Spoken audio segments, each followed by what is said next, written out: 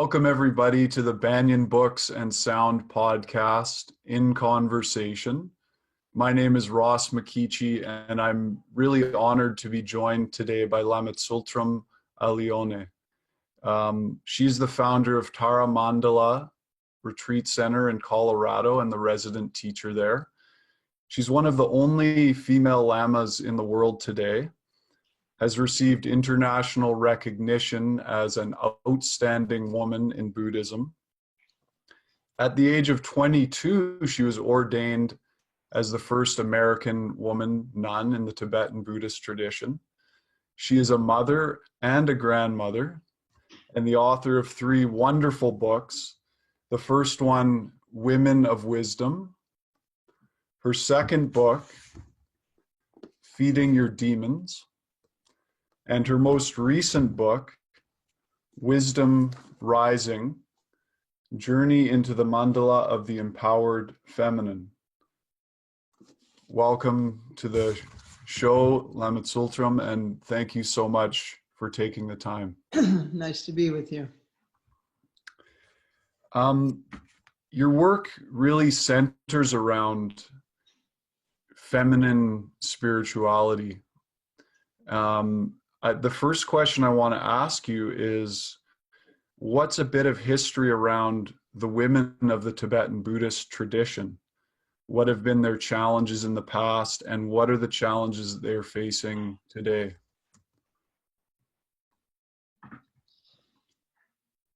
So Buddhism went to Tibet in the 8th century, and one of the very first and most important teachers in Tibet was Yeshe Tsogyal, who was the consort and main student of Guru Rinpoche or Padmasambhava. And she really became a very important teacher. He left Tibet and she continued on for 40 or more years teaching and also hiding treasures, termas, in Tibet, which is a tradition where the wisdom teachings were hidden in various places in Tibet and also in the minds of the disciples to be discovered in the future. Mm-hmm. And so it was a kind of way of updating the teachings. So Yeshe Tsogyal was right away important in Tibet. The tradition in Tibet is a patriarchal tradition.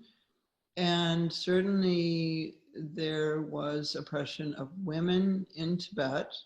However, women also were in many ways independent in ways that they were not in other areas of Asia. They were business women. There were nuns who lived alone in the mountains, and yoginis also living in caves in various places in the mountains. So it was a combination of the usual patriarchal oppression of women.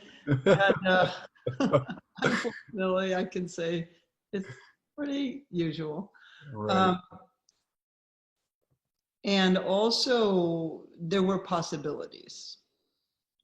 And so over the centuries, there were great yoginis who manifested, and there were many hidden great yoginis who nobody would ever know their name, but they were highly achieved in their spiritual practice and realized beings. There was recently a woman in Tibet who took the rainbow body. That means that at the time of her death, her body reintegrated into light, and her physical body, the corpse, gradually dissolved and became very, very small. And I've actually seen a picture of what it looked like when the size that it became, which was about that big, from a size of a human being. And so that's a great accomplishment, and it's a sign of having truly understood our luminous nature, not just say it, but realize it. And so there's been that tradition of yoginis in Tibet all that time. In my first book, Women of Wisdom, I cover those stories, some of them. 6 women teachers from Tibet, that was the main focus of that book, that go from the 11th century to the 20th century. And there's one in it, there's one book, one story in that book of Ayokandro, and she lived until the 1950s, and Ayu means long life. She lived to be 114 years old. Wow. Yeah, I love her story because it really shows the life of a yogini in Tibet and how she might have, what her life might have been like, which was basically a series of pilgrimages and long retreats. And she also did dark retreat, which is when you go into complete darkness for long periods of time in order to develop these practices that then lead to the rainbow body or the body of light. So there's, in my book, Women of Wisdom, there's also the story of Machik Lapdran, who was the 11th century woman teacher who founded the lineage that I teach and have really focused my life on. And so that book is a good place to look if somebody interest is getting piqued Yes. by me talking about this. The introduction has a pretty extensive exploration of women in Buddhism. And also I have my story in there, why I wrote that book and why these stories were important for me. So there's that personal preface and then a pretty lengthy introduction that covers Buddhism and women, and then the 6 biographies of the women. So that's a good place to look if you are interested in this subject that you just asked the question about. Yes. Thank you. Okay. You remind me that in Women of Wisdom, your life story really becomes one of the stories of these female yoginis, and point to the fact that possibly your life story might be something that has a resonance for modern women that some of the more ancient stories don't. I'm just wondering if you could comment a bit on that and how your personal story has affected other women that are students of yours or that have been influenced by your work.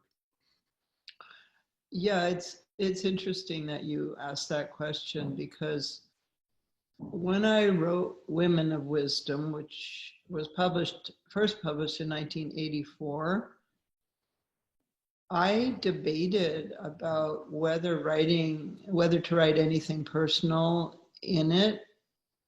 And I decided to write a short personal preface of why I wrote the book, why this had called me, this subject. And I wrote it from my heart, and I told my story a little bit.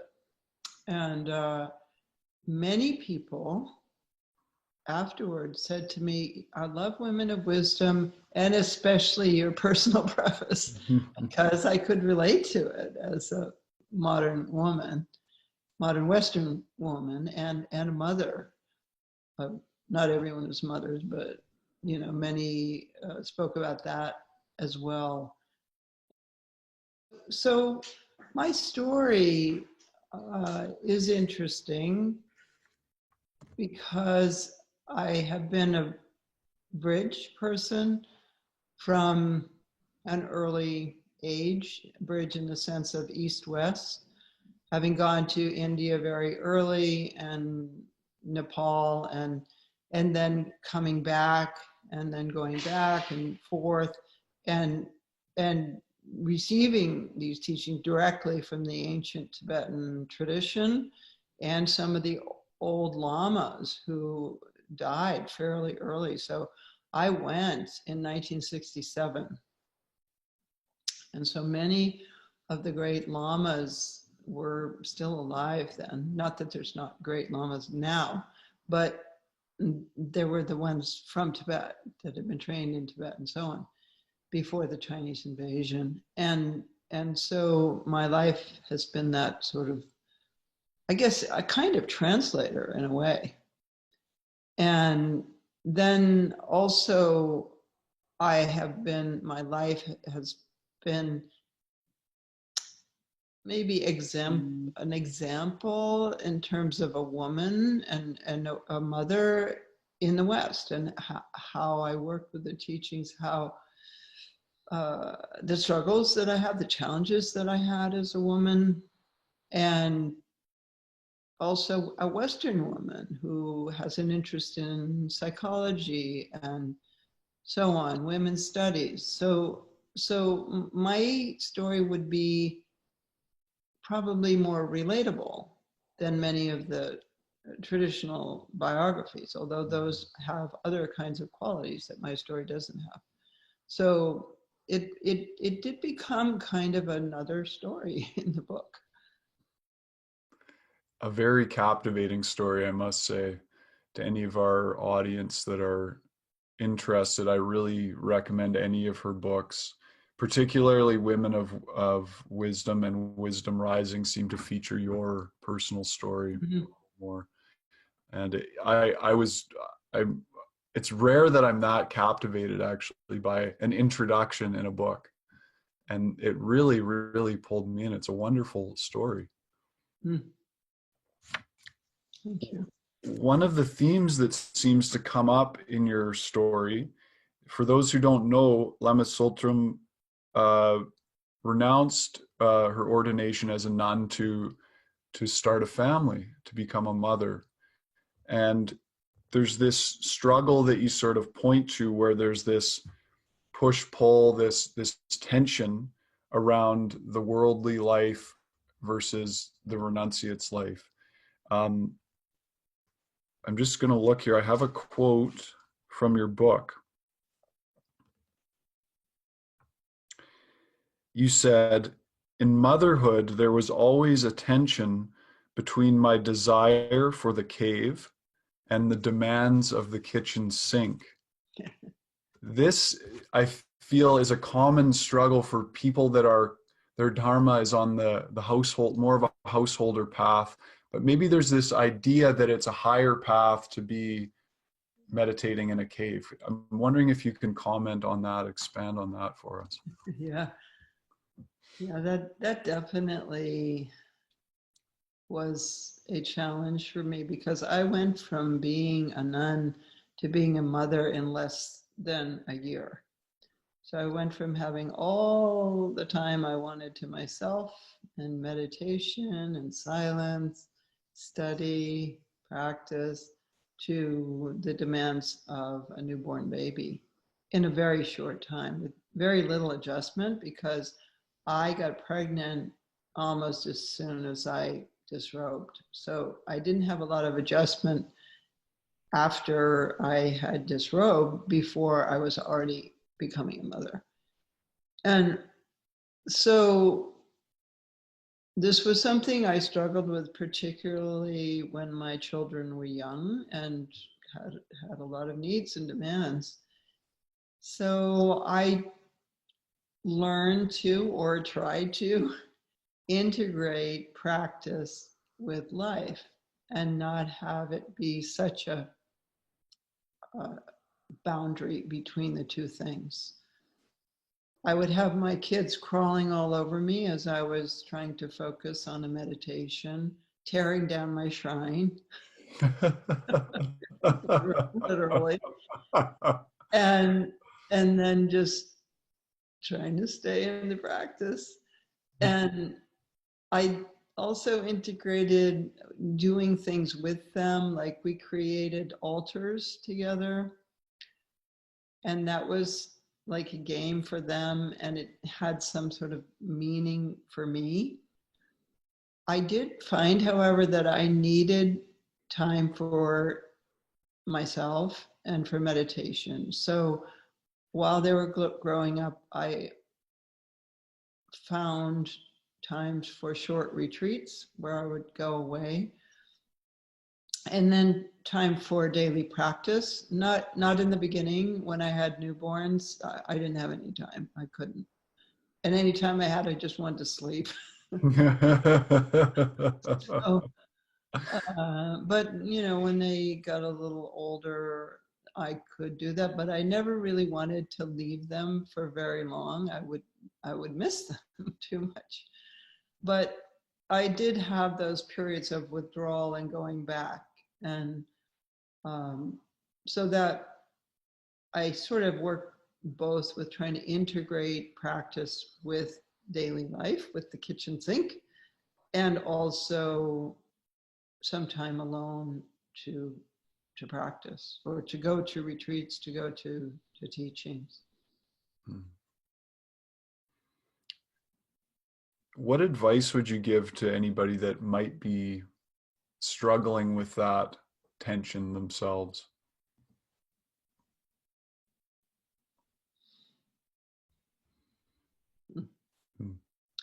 I don't know if I'd have advice exactly. I would say, I understand. It's hard. And yeah, as much as you can integrate practice into your daily life, like we did a prayer before meals with my kids. I would do short meditations with them, and then just trying to keep mindfulness during the day when I couldn't go away and sit on my cushion. So the other thing I think that's important is that in the tantric tradition, which is a lay tradition, it's not a monastic tradition, there's an emphasis on embodiment as sacred, and our senses as path. And what would be considered in the path of renunciation something to renounce, the 5 poisons and so on, become the path in the tantric tradition. And the material world is sacred rather than something that we want to get up and out of. Like, let's get out of samsara and get to nirvana. Like, no, let's stay and recognize that embodiment itself is sacred, that the body is sacred, that the world and everything that we see and taste and touch and hear can be used for practice. And so that's a difference in the tantric tradition, this sort of embrace of the world. And that's why sacred sexuality is associated with the tantric tradition. Unfortunately, what's happened in the West is that the teachings of sacred sexuality have been pulled out, and then people think that's Tantra. Wait, when you say Tantra, I practice Tantra, everybody goes, sex. Yes. Right? Yeah. But that's the whole point of Tantra is integration with the senses, and that there is a potential of a non-dual experience in union with someone else. That's one of the possibilities. But even using sight, using taste, hearing, all the senses can be used in that way. And so sexuality has been emphasized in the West because people are interested in that. But it's a much broader meaning in the tantric or Vajrayana tradition of Buddhism. Thank you for touching on that. What are some of the pitfalls? I mean, you've already mentioned sex as something. What I've seen with tantric practice is that people will zone in on something and obsess over it, and there's an aspect in my understanding of Tantra, that the refinement and the purification and the elevation of all of these different activities is very important. So how do we balance those, the tendency to get stuck in or obsess with something like sex or use of a plant medicine, where it might be justified as tantric practice, but there's a piece missing? Yeah, the ego is tricky. It's often the way you can tell if the ego is involved is there fixation? Is there grasping going on? So if, say, you're using plant medicines, they are medicines, but is there grasping? Is there some feeling that this, if I don't have this substance, I can't get to this place I want to get to? Or if I don't have sex, I can't get to where I want to get to. Really, the depth of practice is relaxation, is letting go of fixation. And that rainbow body that I was talking about in the beginning, in a way, that's the ultimate relaxation, because it's the relaxation of the physical body to the point where it actually dissolves into light, which is its true nature. So anytime you find yourself fixating, I like that word, fixating, better than attachment, because attachment can get mixed up with emotions, and really healthy attachment is very important in relationships. But fixation, it's a kind of like, it's the lockdown, the clamp down in the mind. And so this is something that each individual has to check up on in themselves. Am I fixating? Am I grasping? Is this a kind of materialism for me? And if so, then release, relax, and recognize you don't need that. You can do that. It can be an enhancement, but you don't need it.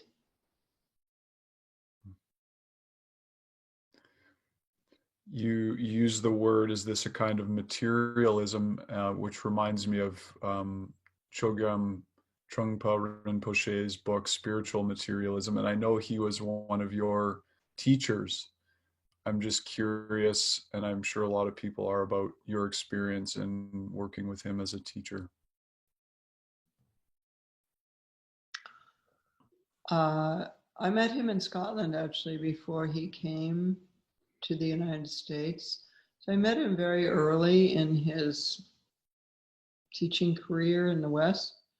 So that was 1969 when I met him. I had some really deep experiences with him. I think he was an amazing teacher. And especially in how to relate to the West. And, he had that challenge, like I have, of, okay, here are these amazing teachings. How do I bring them into this very different context, out of its cultural roots, and still have it be authentic, and have it at the same time be accessible? So that was his journey. That was his koan, if you will, of how to do that. And it was hard. He was early and really very alone in many ways. He didn't have the support of his teachers with him.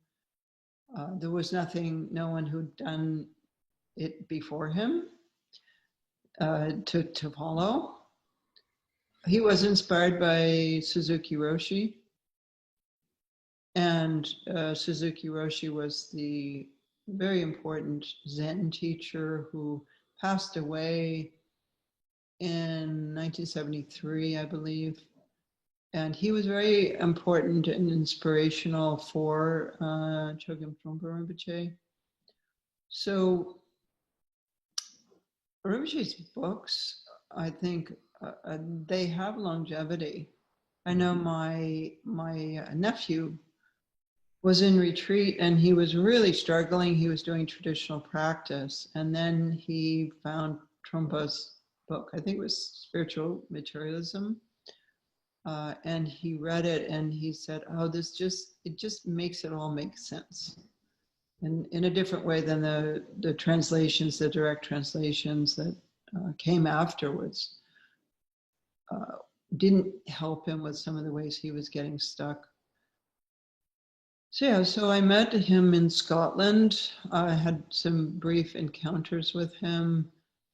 And then I went back there after being a nun for almost 4 years, and then re-met him and studied with him. And for me, that was an important time because I was trying to figure out how to integrate my experience that I'd had in Asia with coming back to the West. And so I was really looking at how he was teaching these teachings that I had received in a very traditional way.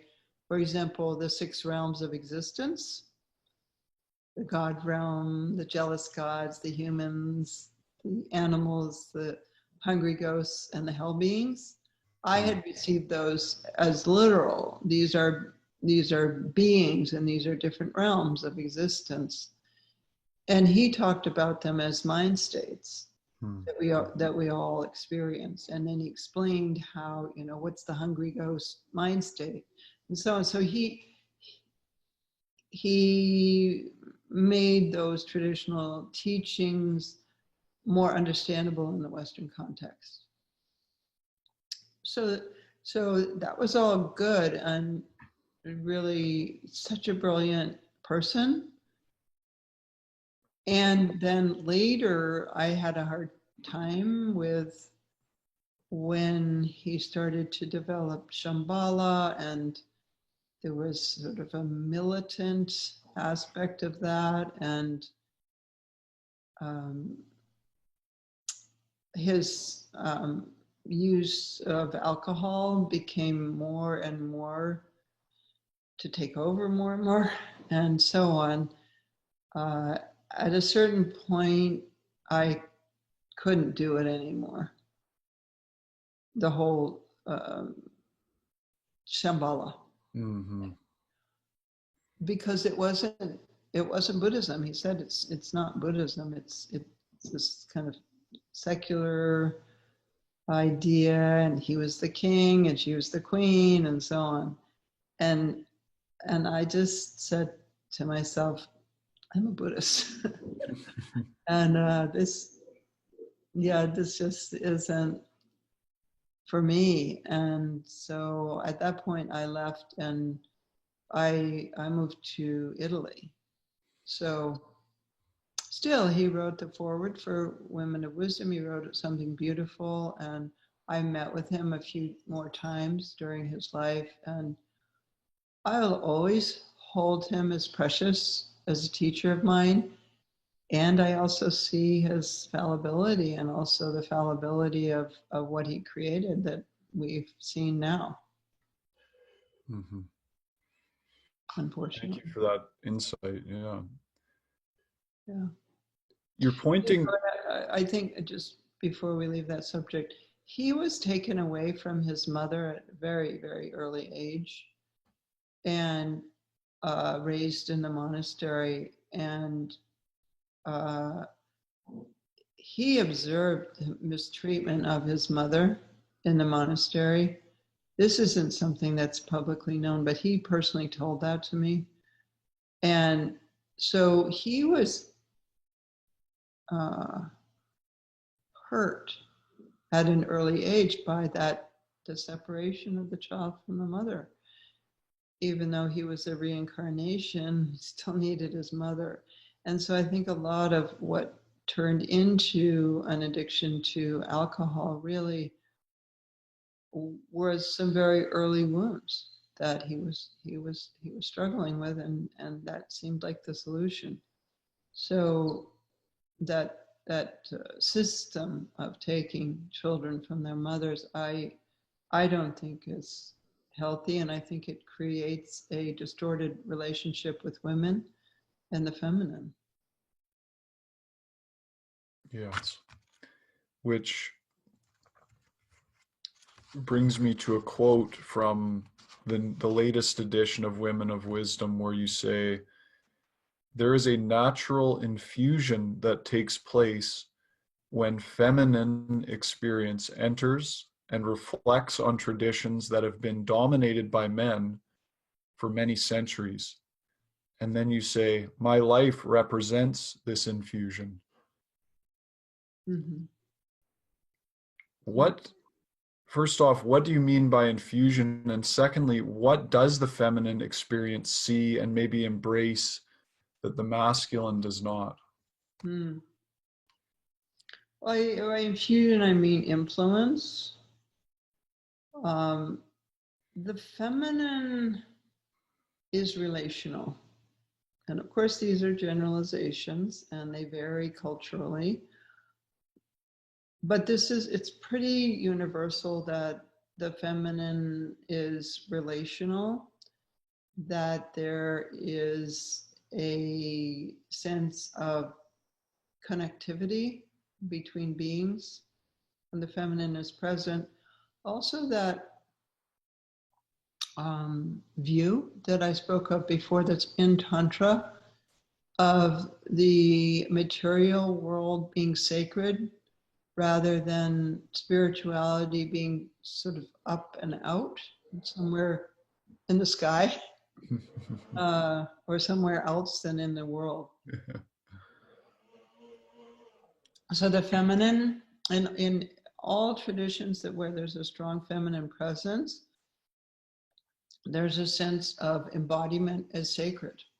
And this is partly because women undergo pregnancy and birth and mothering. If you go through something like that, what that puts you through is so intense and so hard, you are going to value that life.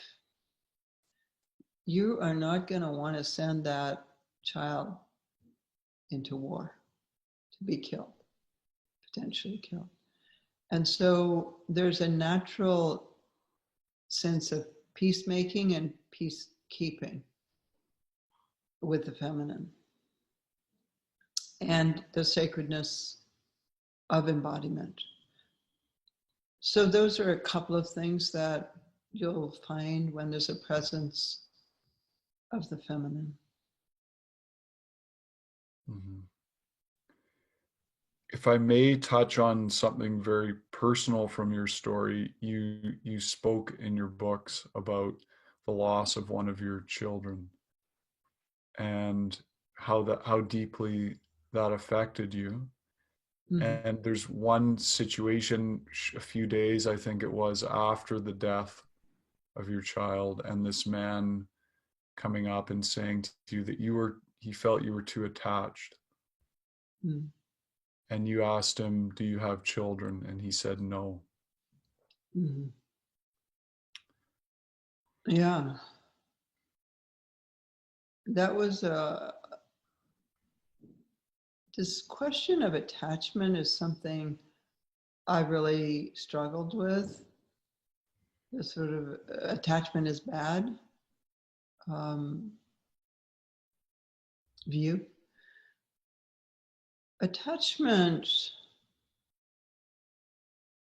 can be bad, if you will, if it's based on fixation, but it's also connection.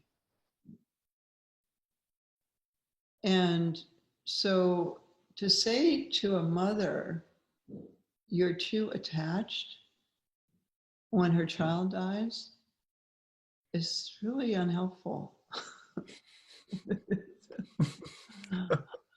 That's Really an helpful. understatement. Um, because she's so connected to that child. He's lived under her heart for 9 months. She's given birth to that child. She's nursed at her breast. She's looked at it for hours on end with an incredible feeling of love and connection. What if mothers weren't attached? What if they didn't feel connected and they were detached from their children? That would create a very unhealthy child emotionally. We need healthy attachment. And that's why I don't use the word attachment, more fixation. Attachment is very important. It's part of our biological makeup. If we are not attached to our partner, to our family, to our tribe, we could die. There's a fundamental biological need for connectedness. And human beings are born in a very helpless state. They're not like baby horses or deer or others that hop up and then run and they're part of the herd right away. They're really helpless. And if there isn't good attachment with those that baby's depending on, then it will literally die. And so I think it's important to discern the difference between connection and love and fixation. Because that connection and love is important also in relationships. There can be that, in relationship, you're with someone and then they say, oh, you're too attached. Especially in the spiritual sphere, Yes. you're too attached. I'm not attached. Really, what that means is that person is disconnected emotionally and they're not able to or don't want to form a healthy connection with you. And that is very necessary. We need it as human beings. We need to feel that when we reach out, there's somebody there and that's a reliable connection.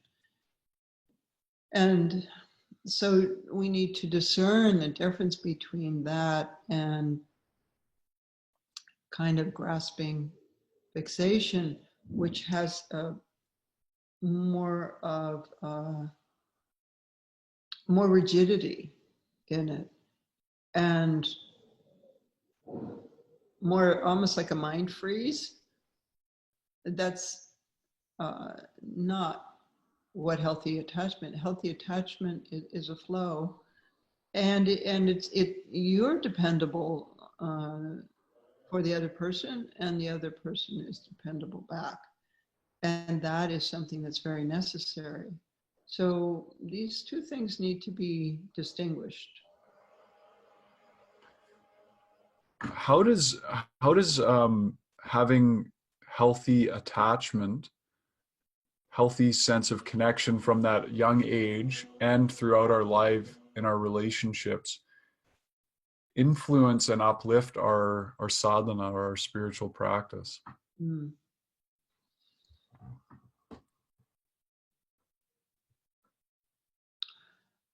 Well, those healthy attachments relax our nervous system and allow us to fall more deeply into meditation, to enter into a state of non-duality with someone who you feel that deep trust and connection with. You can enter into a state of union that takes you into a state of non-duality, which is liberating. It's a liberation from dualism. So that's one way And also that healthy attachment creates positive relationships, not only with your partner, but also with others. If we treat our relationship with others as something which we have to do, but doesn't really have a value, we won't act in a way which has integrity. And therefore, our relationships will fall out of integrity and we'll have issues and crises and problems in our lives, which then creates chaos, and we can't practice our sadhana, or it's hard to, when we have a lot of emotional and physical chaos going on in our lives. Hmm. So it allows us to be more settled.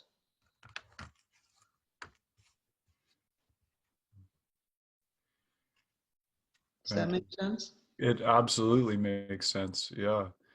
I've seen that in my own life when things are out of balance, even a little bit in different relationships, that in your meditation that it's going to be there. It's disruptive on Yeah, many levels.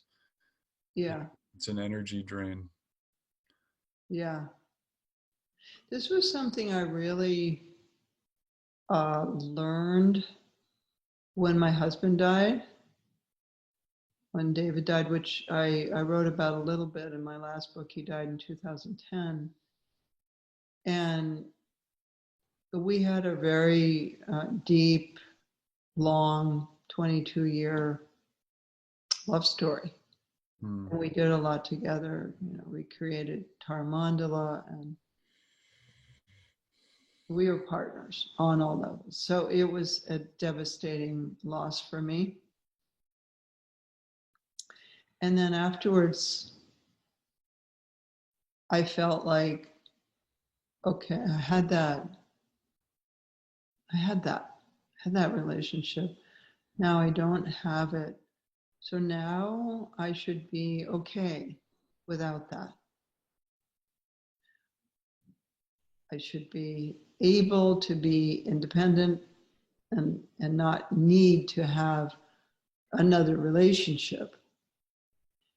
And I really struggled with that because I really wasn't okay. I really wanted that reliable,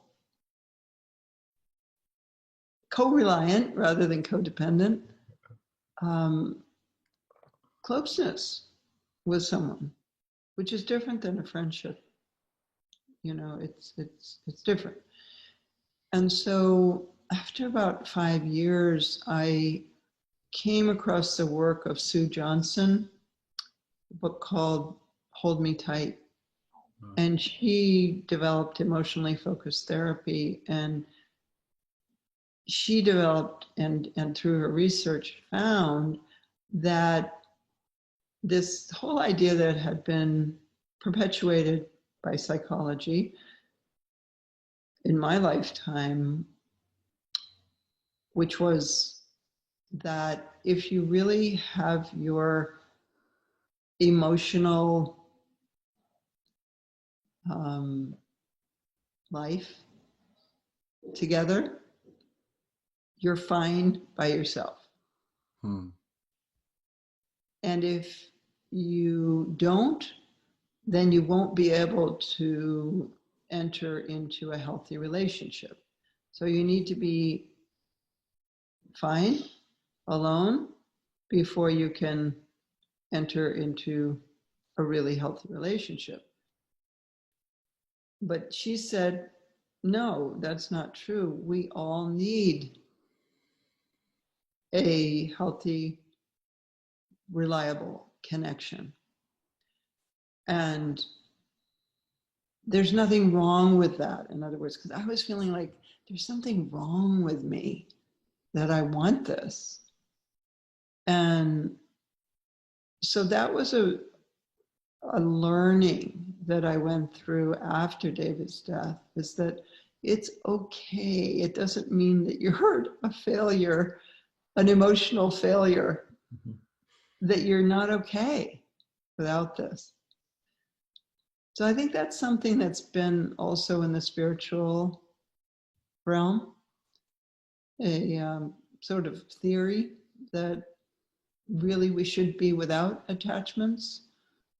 That's the goal. And that's the way it's been taught. And I disagree with it. I think that we need dependable, healthy connection. And that's healthy attachment.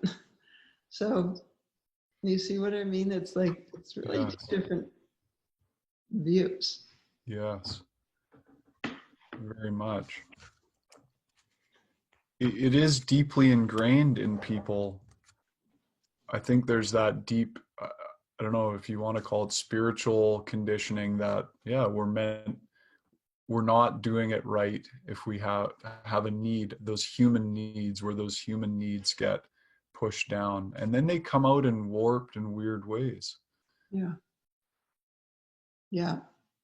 Like sexual abuse Yes. in the Catholic Church, or, trying to repress sexuality. Sexuality is very strong, and it finds a way. So, yeah, warped and damaging.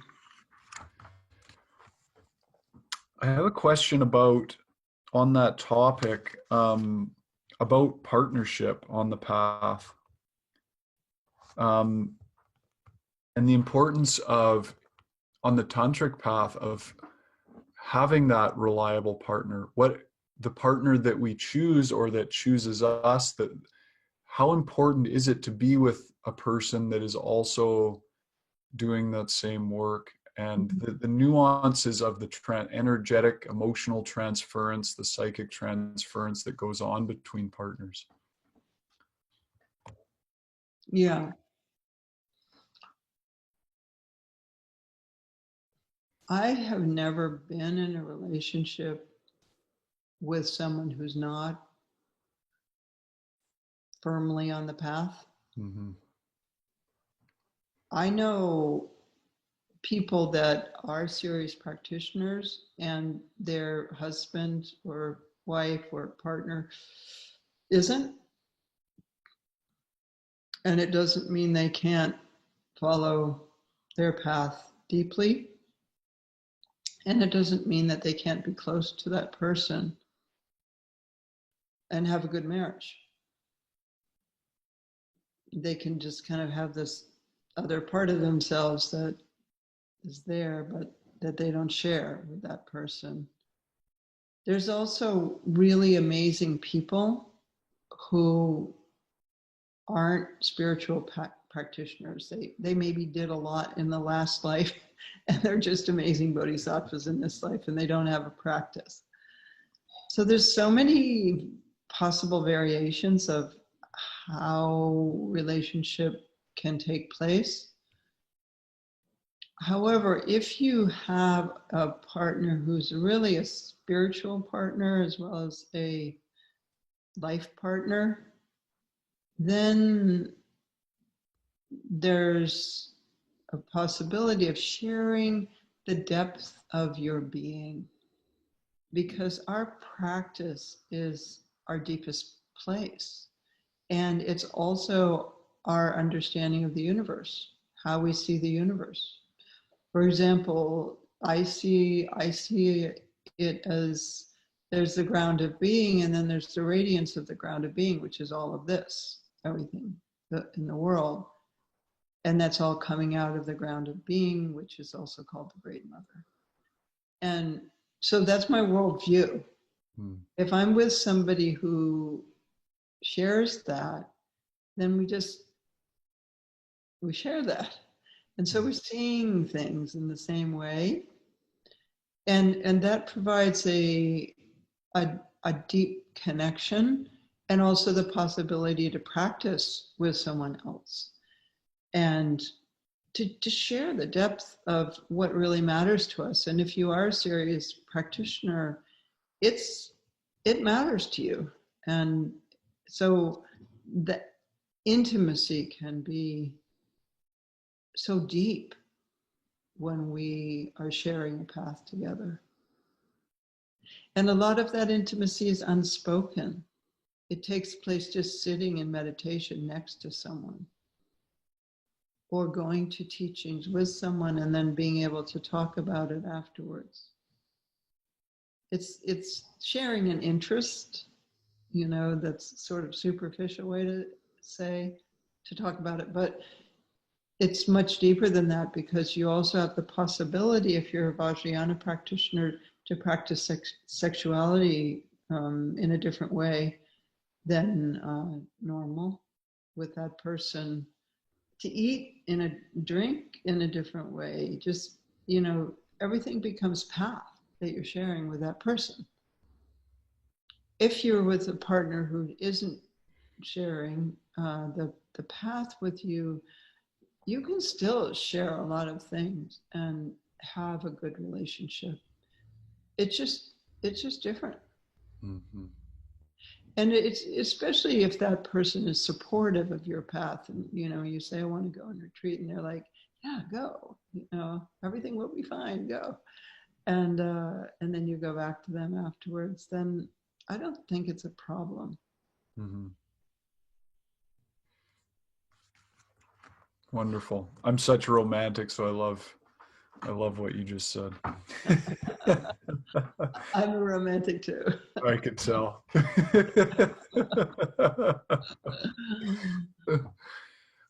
Well, and what does that mean, romantic? It's that deep longing that is really a healthy and natural thing. And that's what I came to understand through Sue Johnson's book, was there's nothing wrong with that. Doesn't mean that you're not evolved.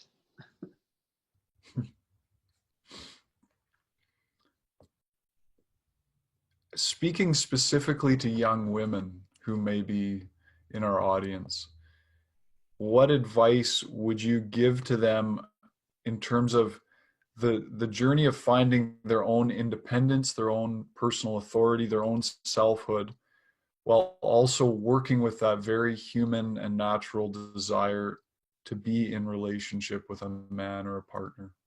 Mm-hmm.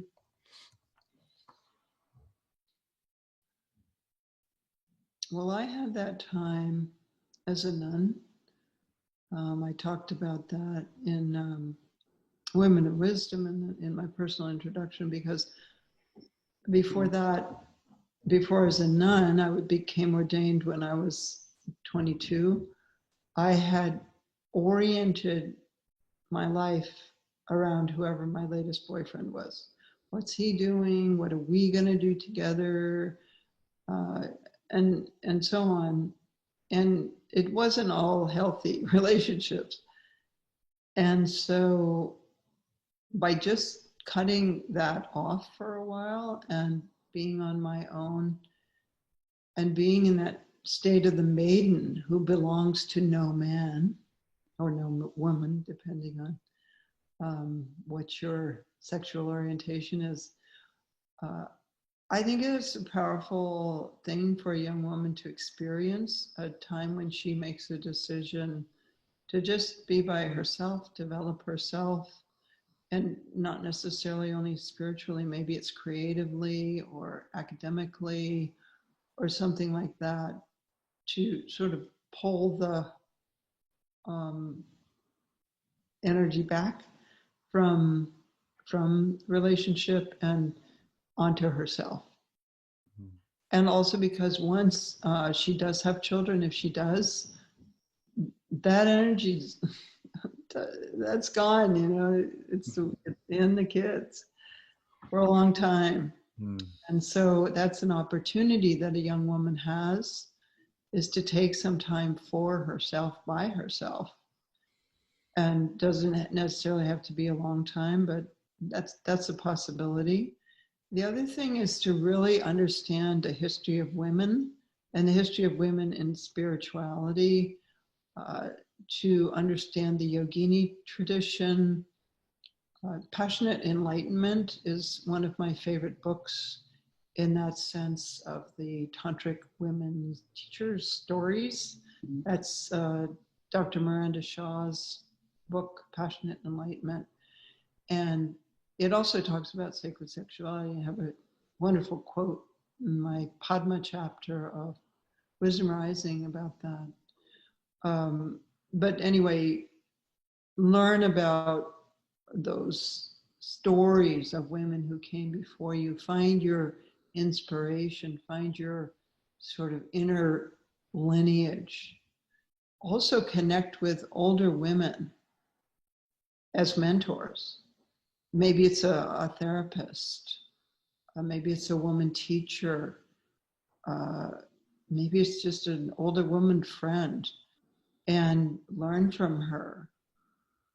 Women have been recovering themselves within my generation. Before that, we were really defined by our role as mother and wife.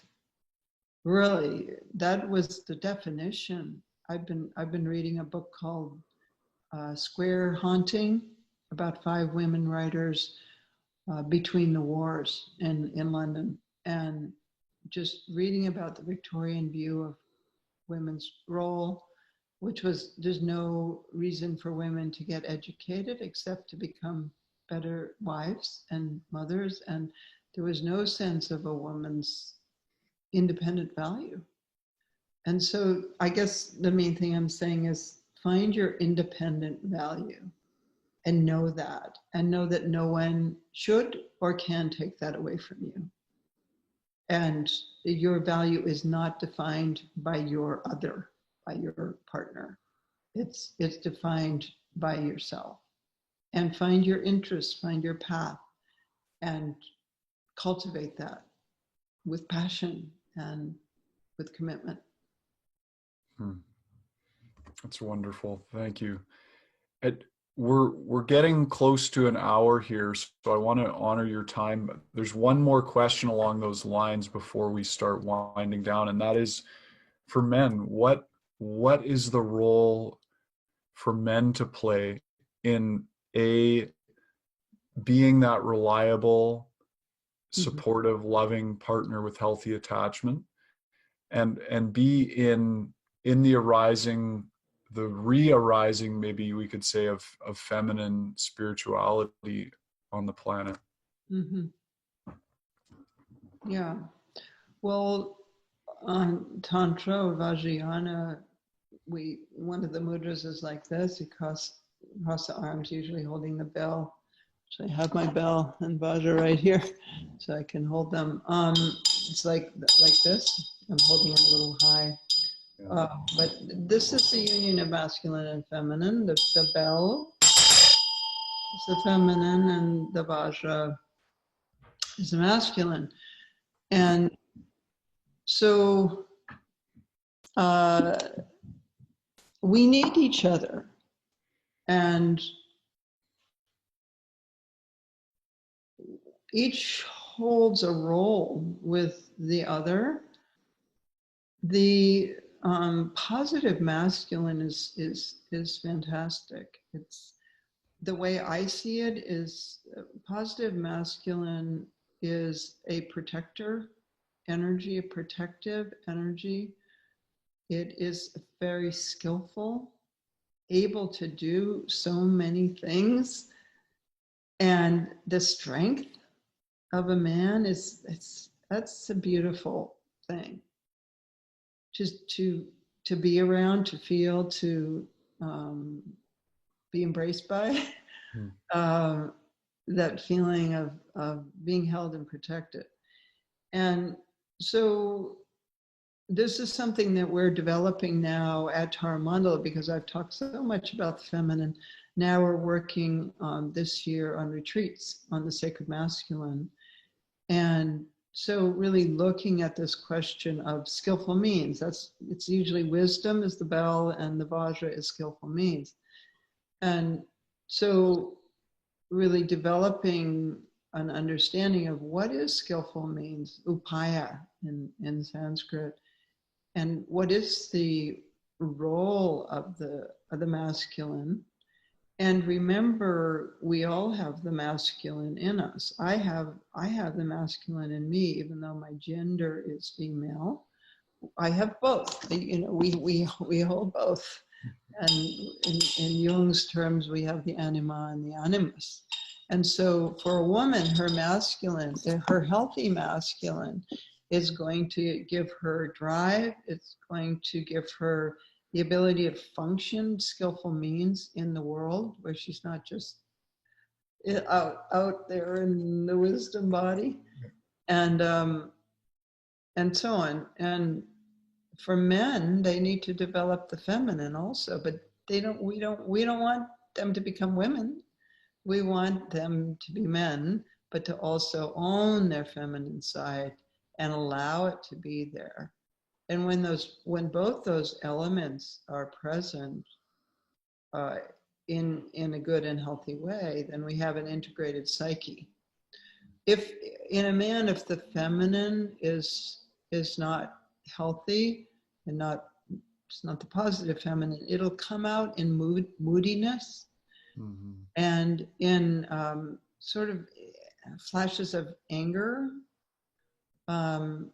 and sort of lots of ups and downs and moodiness. So that means he needs to find a voice for that feminine part of himself. Jung talked about this, and that was how he discovered the feminine, and he actually named it, and he dialogued with his feminine. So I think that could be the same for women with their masculine, to develop a relationship with their masculine and dialogue with him. So I think it's an exciting time for men, and also a scary time, because of course men don't want to be the oppressor. They don't want to perpetrate the painful oppression of patriarchy that creates so much suffering. And at the same time, who are their role models? Who are they looking to for a healthy model of a male who's in relationship and relatedness, values relatedness, and is at the same time holds his strength and independence and his skillful means and wisdom and so on. So that's another thing for men, is look for mentors, look for men that you admire, that have a positive relationship with women, and yet are holding their masculine in a strong way. And ask to learn from them. Maybe it's a male therapist. That could be good. A male psychotherapist, or an older male friend, mentor, something like that. I'm not sure how many there are of those, of an older generation, but I think there are, and I know some, because men have had to evolve as women changed and evolved. In the 70s, as you know, with women's lib, suddenly the men were like, whoa, what do I do? And they've gone through lots of different things to try to honor that, and at the same time not lose themselves, and to have friendships with other men, I think, is also important. Men's groups. My brother has been in the same man's group for 30 something years, and he's married, but those men are a big part of his life, and he's found a real sort of healthy masculine to relate to. It's not just drinking beer and watching sports. They talk very deeply, they do rituals together. Some of them have died now, and it's a deep relationship. So I think forming deeper relationships with men is also important. Yes, thank you. And I can affirm what you said, that it is a little bit more rare to find elder male role models that understand the nuances of being on a spiritual path. Yeah, imagine it is. but they are out there. I know from my own experience that I've managed to find some good role models. So any men listening to this, don't be discouraged. They are out there. Yeah, and we're going to do a retreat at Mandala on the sacred masculine this year. So that's something that we'll do it as a virtual retreat. I can't remember the exact dates of it, but if you look at the Mandala website, that will come up and get on our email list or our Facebook page. What is the website? taramandala.org.com? Org. .org. Okay. TARAMANDALA.org. Okay. We'll post that with this podcast. And also, I understand you have a symposium coming up. Can you tell us a bit about? Yeah. This is. I mean, I think we've all wondered what to do at this time, and I've been struck by the need to not miss this moment in our rush to get back to normal, and to find the wisdom that is trying to be communicated to us by the earth, by bringing us to our knees and stopping us finally. So I brought together, invited a group of people who I think have interesting things to say about this in a 4-day online symposium, May 22nd to 25th. It's called Voices of Wisdom in Times of Crisis. So we'll hear from some of today's wisdom keepers as they offer their insights into these times and share meditations. There's several live concerts and guided meditations, and looking at what are the myths and prophecies that are relevant at this time. How can we continue to let the earth breathe and still support life on earth? How can we respond to the imperative voice of the feminine in this time? So I brought together 12 people, including Chief Arvel Lookinghorse, who is one of those amazing male mentors. He's the 19th generation holder of the actual original pipe from White Buffalo Calf Woman. Wow. He was given it at the age of 12, and nobody that young has ever been given it. He is chief in all 3 of the Sioux tribes. He is Lakota himself. And he will be talking about White Buffalo Calf Woman, the pipe, and that message. Also Tara Brach, who wrote Radical Acceptance and other wonderful books. She's going to speak. She also has a connection with feminine and wants to talk about that. Krishnadas, who is a kirtan singer, which is devotional music in the Indian tradition.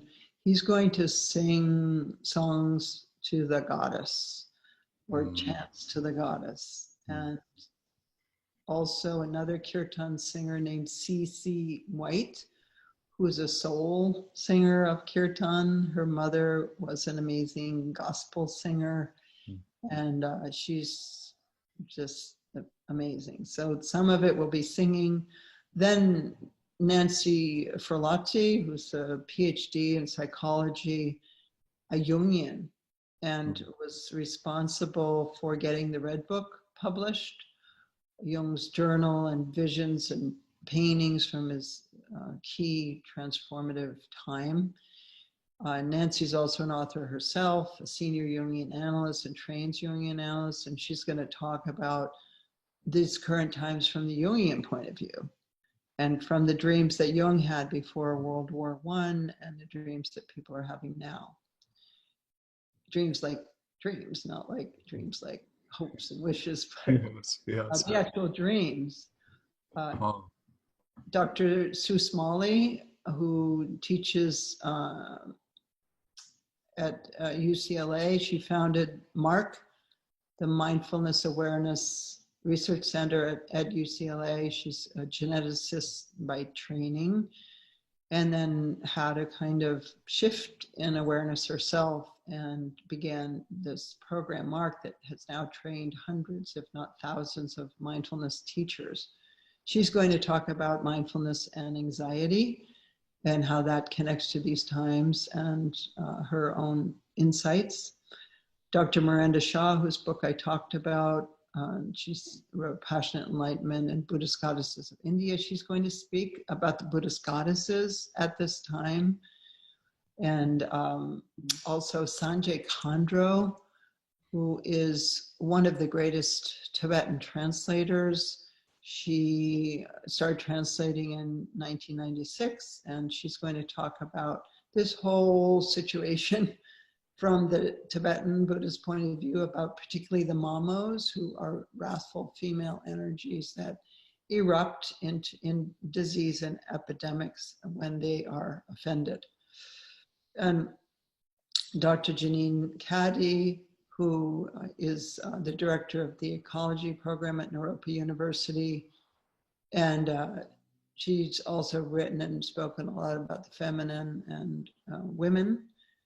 And Mirabai Starr, who I think you've spoken to, who has written about the feminine in a lot of different cultures. And also she's going to speak, everyone's going to speak to these times. yeah. And there will be programs and meditations and so on.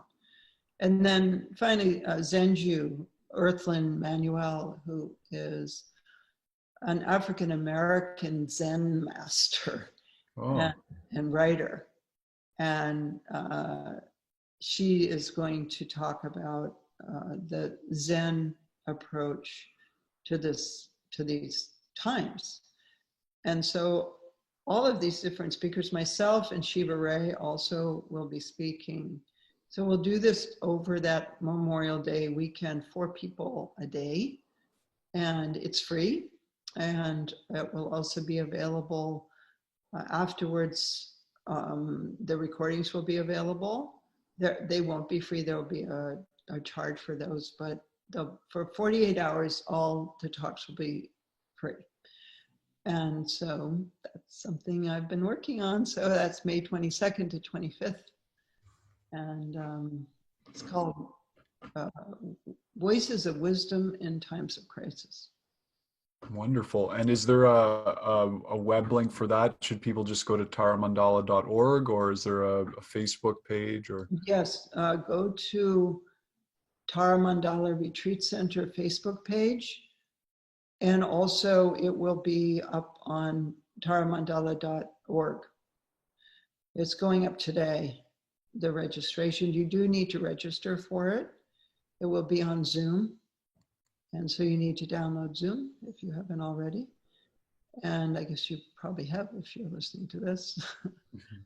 This will be posted on YouTube, actually, on the recording. Oh, on YouTube, yeah. We'll put an announcement up on our Tara Mandala channel on YouTube too.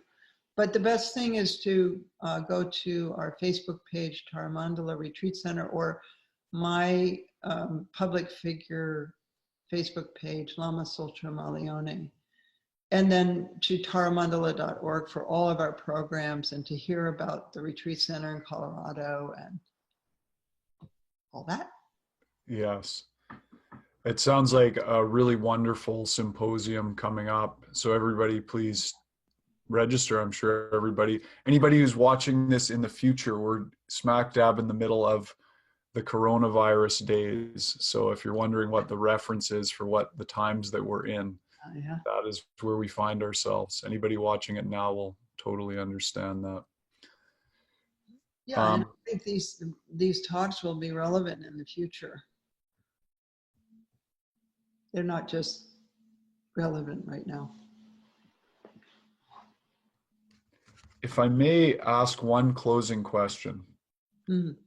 and you were just touching on it, this present world situation, how, in your outlook, how does it relate, if at all, to the rising of feminine consciousness and to the collective shadow? Mm. Well, I think it's the voice of the wrathful feminine, really. The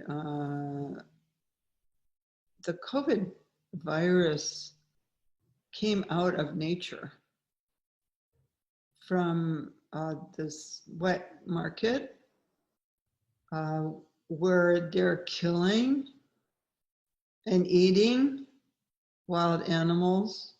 So you have a combination of just that, the killing, and then the wildness being caged. And to me, what this is about is it's the voice of the feminine that's trying to get through to us. And it has not been getting through. We've been trying. And there certainly have been many women and men speaking about global warming, trying to get attention of our world leaders, if you can call them that, and not happening. So this has brought us to our knees. We're listening. We're stopped. And what feels like has happened to me is the earth is taking deep, long breaths. I can breathe. It's not full of pollution. And global warming, people aren't flying. There's less carbon dioxide, huge difference right now. So I think this is the wrathful manifestation of the feminine, the fierce feminine, trying to get our attention. And it has gotten our attention. It's pretty amazing when you go outside and you don't see cars and you see everybody with their faces covered and so on. It's terrible that so many people have died and gotten sick, and all of us are living in fear right now. I went out yesterday for a while and, I had my mask on and everything, but just felt afraid just being out there. And so I think the potential, and that's why I want to have this conference, is because I think there's a potential in the situation. And I think this is an imperative voice of the feminine that's speaking now. And so that's what I want to talk about in the symposium is what is the potential of the situation that we could glean from it? What shifts could we personally make coming out of this that would be in response to the earth? And to me, that's what's happening. It's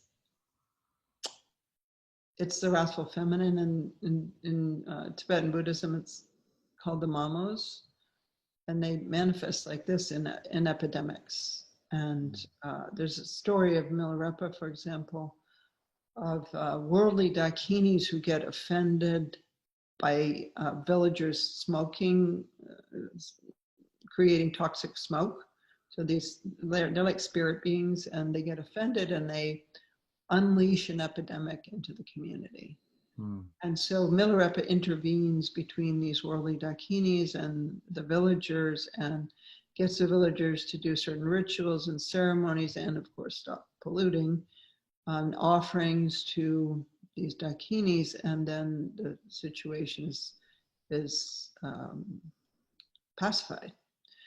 And so, yeah, I think we need to pacify the situation, to find out what the message is, to listen, because I think it's going to get worse if we don't. So it's really important that we get the message. Yeah, and I think that what that message is an individual thing that each person needs to find themselves.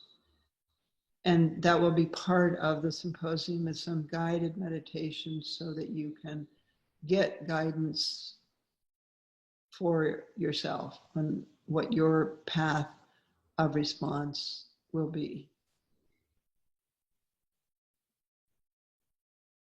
how your life might change in response to it. It sounds very helpful.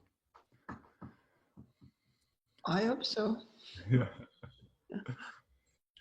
It's a great group of people that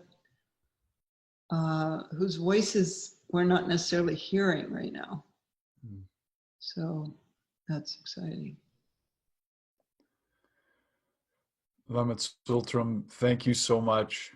It's really, feel very honored to be able to have spent this time in conversation with you and gleaning some of your wisdom. Um, to all our audience, thank you for joining us. And a reminder, if you're interested, her latest book is Wisdom Rising, Journey into the Mandala of the Empowered Feminine.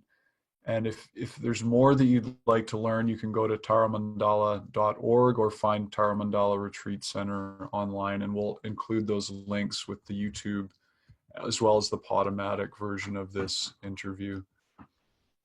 Thank you so much for taking the time. All the best. Yeah, thank you. It's nice to be with you.